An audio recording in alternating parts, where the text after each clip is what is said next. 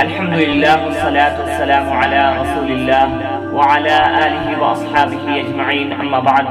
محترم ناظرین، آئیے آج ہم دیکھتے ہیں کہ شب قدر کی دعا کیا ہے، لیلۃ القدر کی دعا کیا ہے۔ تو لیلۃ القدر کی دعا، اللہم انک عفو تحب العفو فاعف عنی، اللہ رب العالمین تو معاف کرنے والا، معافی کو پسند کرتا ہے، اس کو مجھے معاف کر دے۔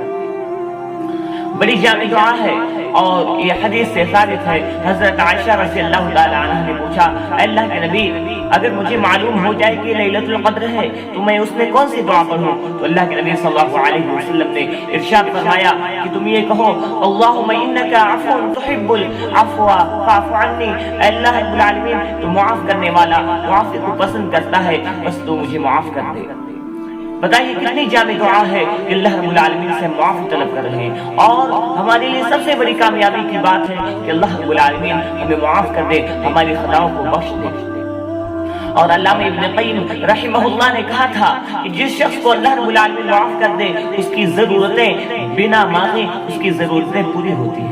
اللہ اکبر، بڑی جامع دعا ہے، اس لیے ہمیں چاہیے کہ ہم شب قدر میں، لیلۃ القدر میں، آخری عشر کی راتوں میں کثرت سے یہ دعا پڑھیں۔